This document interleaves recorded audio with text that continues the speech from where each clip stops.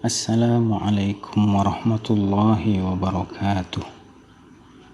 Alhamdulillahi rabbil alamin. Wassalatu wassalamu ala asyrafil anbiya'i wal mursalin wa ala alihi wa ashabihi ajma'in. Amma ba'd. Qala Allah ta'ala, Bismillahirrahmanirrahim. وَمَا كَانَ الْمُؤْمِنُونَ لِيَنْفِرُوا كَافَّةً فَلَوْلَا نَفَرَ مِنْ كُلِّ فِرْقَةٍ مِّنْهُمْ طَائِفَةٌ لِيَتَفَقَّهُوا فِي الدِّينِ وَلِيُنْذِرُوا قَوْمَهُمْ إِذَا رَجَعُوا إِلَيْهِمْ لَعَلَّهُمْ يَحْذَرُونَ.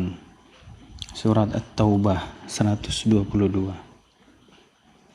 Qala Rasulullah sallallahu alaihi wasallam, man yuridillahu bihi khairan yufaqqihhu fid din. Rawahul Bukhari.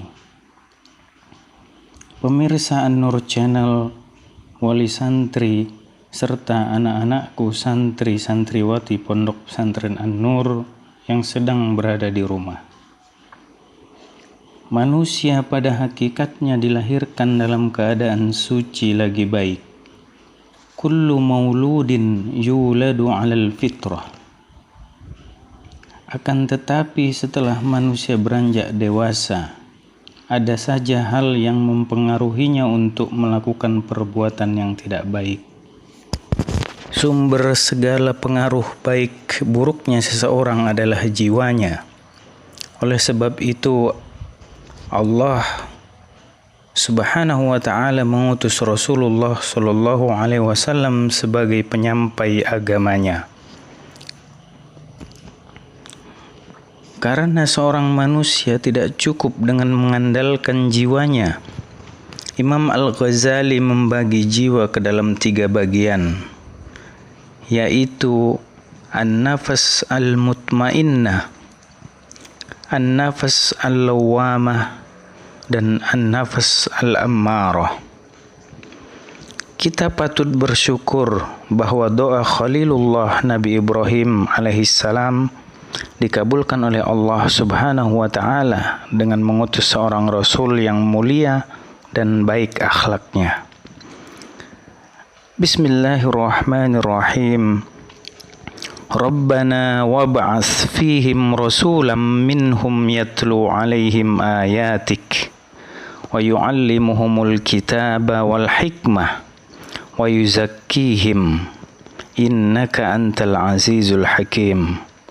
Surat Al-Baqarah ayat 129. Anak-anakku santri-santriwati Pondok Pesantren An-Nur yang sedang berada di rumah, bersyukurlah bahwa Ananda semua telah pandai menulis dan membaca ayat-ayat Allah Subhanahu wa ta'ala. Ananda juga sudah banyak mempelajari agama Islam selama ini di pondok pesantren. Inilah kebaikan yang utama, yaitu tafaqquh fiddin.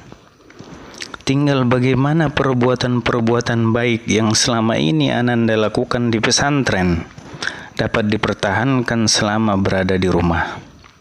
Saatnya berbuat baik kepada orang tua kita, birrul walidain. Berbuat baik kepada orang tua itu luas cakupannya. Menyapu dan mengepel lantai rumah adalah kebaikan. Mencuci pakaian, piring, dan peralatan makan kita sendiri adalah kebaikan. Terus berada di rumah selama masa Covid juga kebaikan. Belajar dan mengulang-ulang pelajaran adalah kebaikan. Tidur dan bangun tepat waktu adalah kebaikan. Bermedia sosial sewajarnya juga merupakan kebaikan. Bahkan sekedar berperilaku baik terhadap orang tua pun merupakan kebaikan. Al-birru husnul khuluq wal ismu ma haka fi nafsika wa karihta ayyattali'a alaihin nasu. Hadis riwayat Muslim. Anak-anakku santri-santriwati Pondok Pesantren An-Nur yang sedang berada di rumah, Mereka yang selama ini menjadi anggota tetaplah menjadi makmum yang baik terhadap kedua orang tuanya di rumah. Mereka yang telah menjadi mudabbir dan pengurus organisasi, tetaplah menjadi mudabbir yang mengatur adik-adikmu jika kamu mempunyai adik. Jika tidak, maka jadilah mudabbir terhadap dirimu sendiri. Pengurus organisasi tetaplah membantu orang tuamu dalam mengorganisir kegiatan selama di rumah.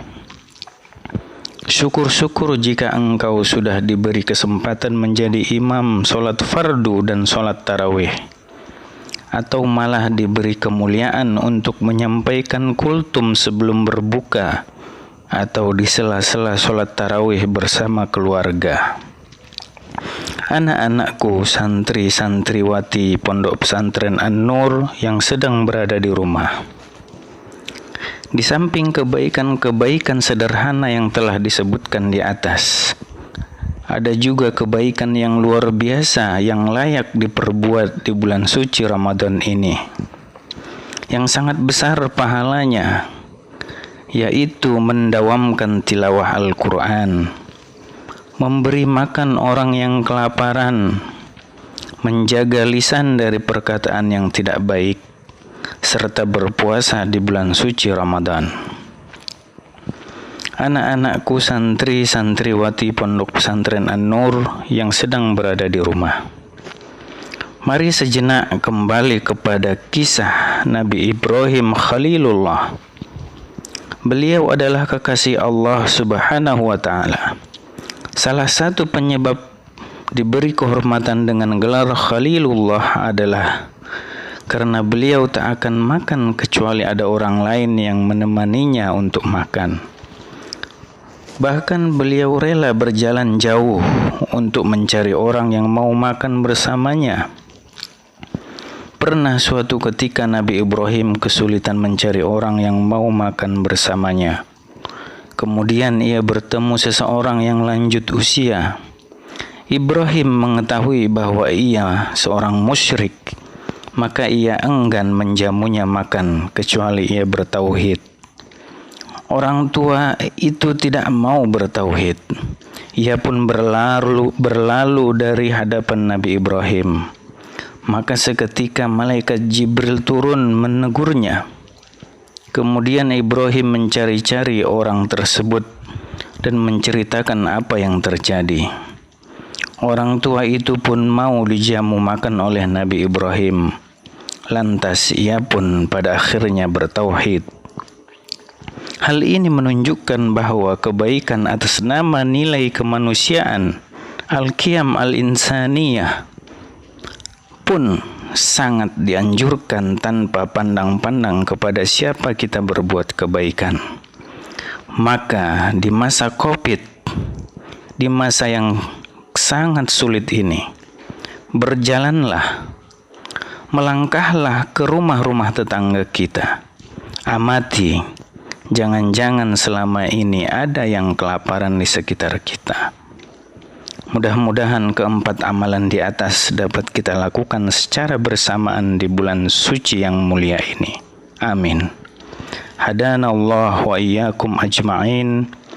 Billahi taufiq wal hidayah. Wassalamualaikum warahmatullahi wabarakatuh.